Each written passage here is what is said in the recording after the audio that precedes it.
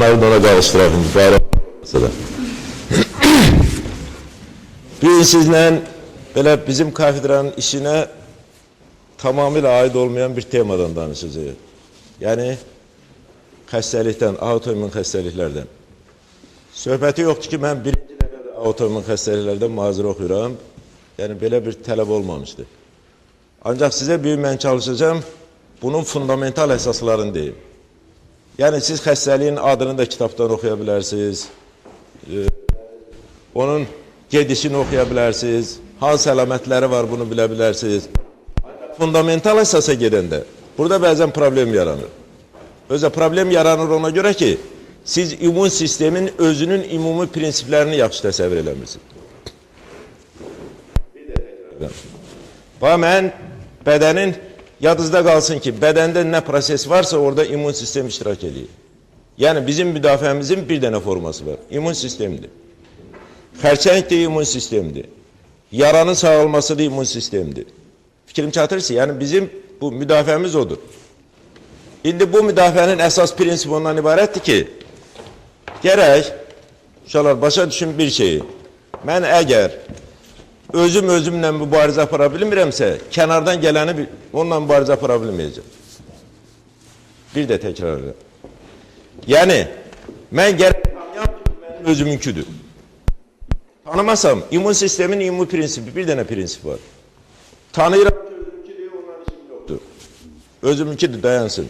Ancaq özümünki deyilsə, onu öldürməliyim. Öldürməsəm, xərçəng əmələ gələcəyim, müxtəlif xəstəliklər əmələ gələcəyim. Kötük budur. İndi bu, məsələ buradadır ki, mən nətər bilməliyəm ki, bu mənimdir, mənim deyil. Bu kötük buradadır. Uşaqlar, yadınızda qalsın. Sizin bədənimizdə 100 mindən çox zülal var. Bədən də bu zülalların kompleksindən təşkil olunur.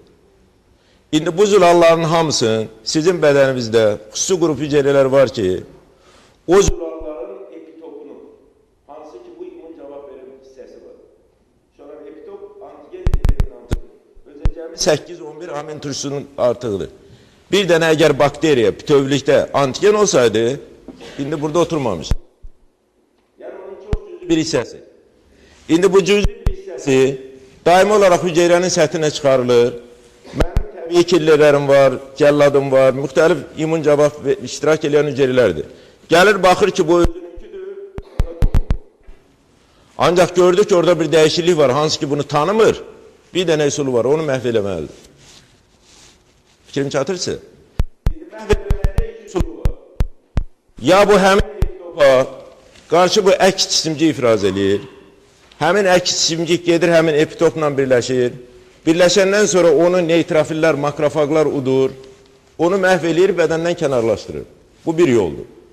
Başqa buna deyirlər, deməli, humoral immunitet. Ancaq ikinci yol, mən gəlirəm, bu hüceyrə xoşuma gəlmir. Onu öldürürəm. Perfarindir, granzindir, salıram içərisinə, proqramlaşmış ölümlə bunun dünyasını dəyişir. Uşaqlar, inanın, əgər bu proses, bu təxminən söhbət gedir embriyonun 17-20-ci günlər arasında. Əgər bu proses o dövrdə də başlamasa, anadan olmaq çox problem olur. Ya da olaraq şişlərlə hansı ki yaşamaq mümkün olmaz. Yəni bu çox, bir də təkrar eləmək, embriyonal dövrdən bu proses başlayır. İndi bunun kötüyündə də bir də təkrar eləmək. Əsas mənimkidir, mənimkidir. İndi əgər mənimki deyilsə bunu öldürürəm. Yəni bu hələlik mən kənardan gələni deyirəm, hansı ki bədən üçün deyil.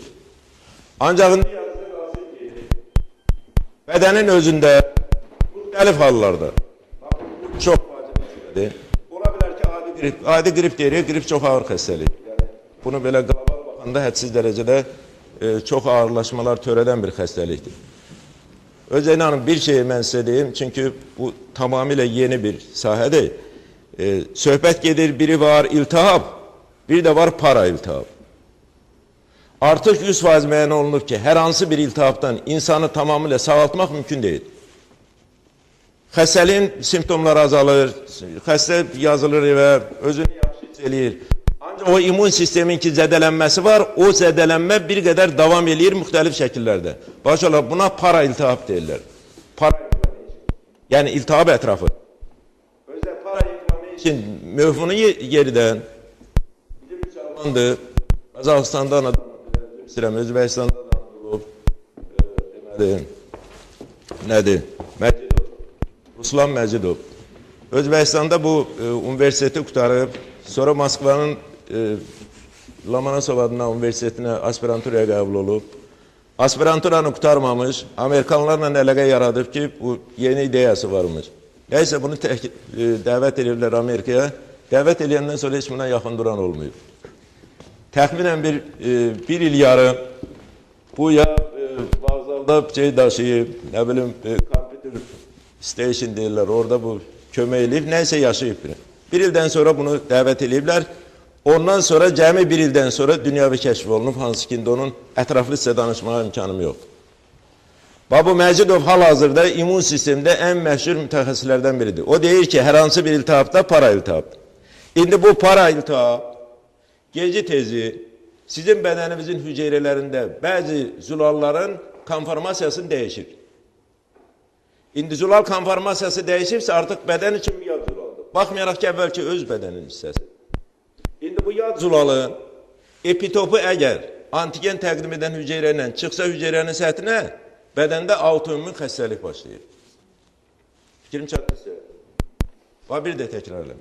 Deməli, zülal mənim zülalımdır. Ancaq bu zülal infeksiyanın təsirindənmi, nə bilim, stres keçirib ola bilər ondan olsun, ola bilər ultrabənəfşə əşyaların təsirindən olsun. Bədəndə olan zülal əvvəlki formasını dəyişib. Əvvəlki formasını dəyişən kimi buna immun cavab verilir, buna autoimmun xəstəlik deyilir. Problem var, mənə gəlir, heç problem yox. İkinci bir məsələ, çox vacib məsələdir. Uşaqlar, qalxana bənzər bəzi var, bilirsiniz. Onu göstərim.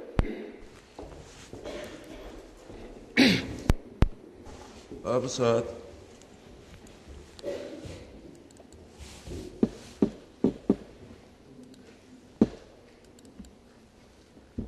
endokrin haradadır? Epitel endokrin sistem.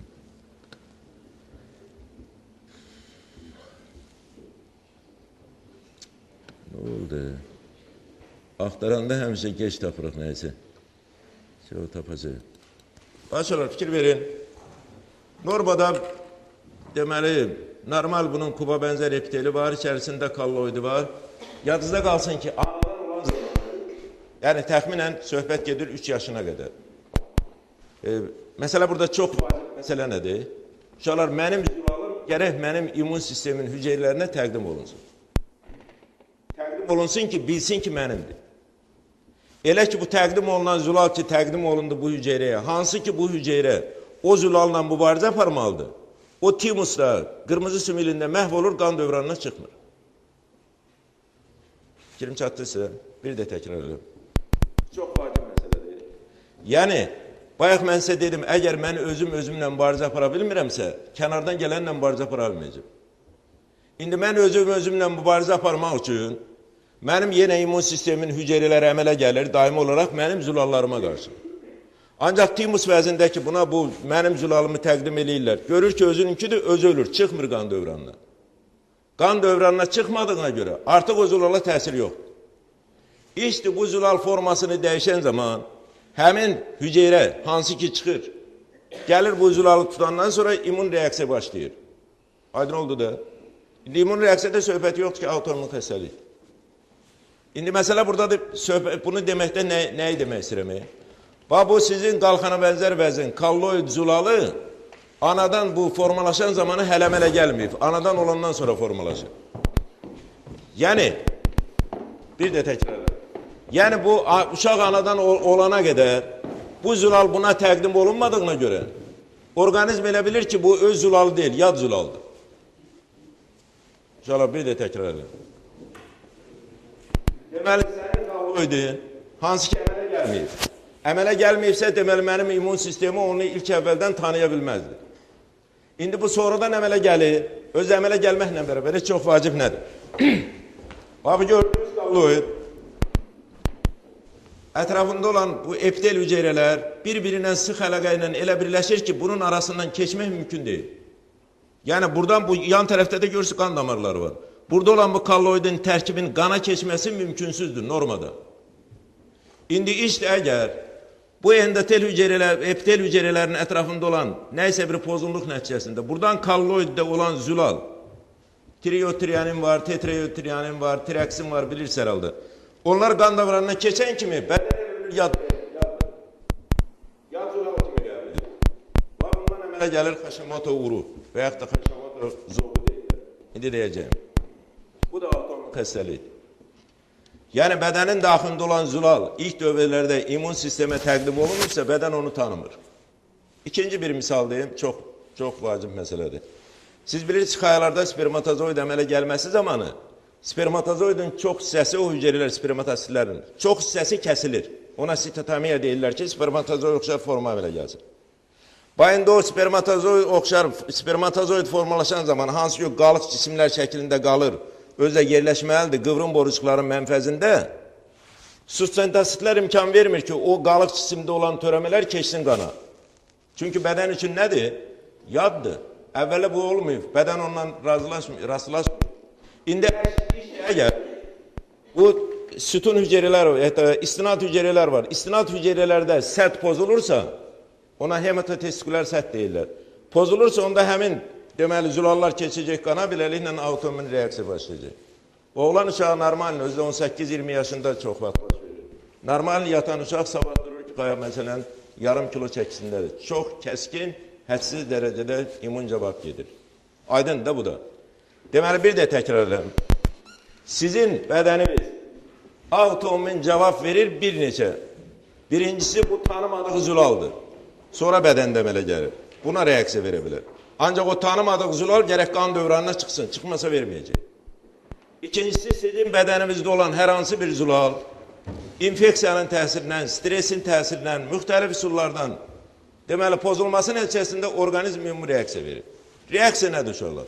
Reaksiya immun kompitet hücrələrin həmin nahiyədə toplantısıdır. Buna histositoz deyirlər. Bir də təkrarlayın. Hansı olur olsun, hansı immun xəstəliyi olsun. İndi mən sizə göstərəcəyim məsələn, derim ya da sizə göstərəcəyim məsələn, qurt eşinəyi sistem xəstəliyi var. Bunların hamısında o normal toxumanın içərisində küllü miqdarda immun kompitet hücrələrin toplantısı olur ki, bu da gec-tez söhbəti yoxdur ki, müxtəlif proseslərə gətirir. Şunlar çox vacib bir məsələ də var. Autoimmün xəstəliklərin ən belə birincisi bu əksəriyyəti ola bilər kəskin də olsun, kəskin gedişə düşür, məsələn bir həftə ərzində insan dünyasını dəyişir. Çox ağır xəstəliklər, yəni belə sizə gəlməsin asandır bu. Ancaq elə xəstəlik var ki, uzun müddət davam edir. Bu uzun müddət davamının axırı sklerozdur. Çapxı toxumadır. İstəyir bu qaracərdə skleroz olacaq, istəyir ağziyərdə skleroz olacaq. Skleroz nədir uşaqlar? Sağalmış yara. Yara sağlanda orada çapıq toxuma əmələ gəlmir. İltihab olan yerdə orqanizm ondan mübarizə eləyib, o içine görə özdə orqanizm hər tərəfli mübarizə aparır. Bu mübarizənin sonu gəlir nəyə? Bu orqanizmin parenximasına aid olan elementlər, həmin aktivləşmiş qanın formal elementləri vasitəsilə sıradan çıxarılıb birləşdirici toxum ilə əvəz olunur. Beləliklə orqanizmin aydın məsələdir ki, funksiyası azalacaq orqanın. Aydındır da, bu da. Bu immumu alaraq artıq sizə demişəm. Təkrarlayın. Birincisi mən bilməliyəm, mənimdir. Bu birincidir. İkincisi, əgər mənimdirsə, gərək mən immunokompetent hücrə çıxmayım qan dövranına. Əgər mənim deyilsə, çıxıram qan dövranına. Əgər mənimki dəyişibsə, onda çıxacam. Başa, o immunkompetent hücrələr, hansı ki, normada qana çıxmır. Ancaq patologiya zamanı çıxan zamanı, buna reaktiv immunkompetent hücrelər deyirlər. Əsas söhbət gedir T-bel limfositlərdə. Reaktiv. Yəni bilavasitə bədənin artıq lazım olmayan, bədən üçün ziyan verən bir immun hücrelərdir. Bir məsələdə deyib, sonra artıq keçərəm slaydı göstərməyə. Yadınızda qalsın bu gündən. Bədənimiz çox vaxt xəstələnir ona görə ki, infeksiya çoxdur. Ona görə ki, bizim bədənimiz infeksiya lazımı dərəcədən artıq reaksiya verir. Fikrim çatırsa. Mənə lazımdırsa tutalım bu infeksiya ilə mənim 2000, 3000 T limfositim, B limfositim məndə əmələ gəlir 10.000'i. 10.000 əmələ gəldisə bu normal hücrələr, normal bu virusla tutalım mübarizə ilə bərabər normal hüceyrelerde öldürürəm, artıq o bədən üçün ikinci yük əmələ gəlir. Ona görə də bu müxtəlif infeksiyalar zamanı, pandemiyalar zamanı, məsələn Amerikada insan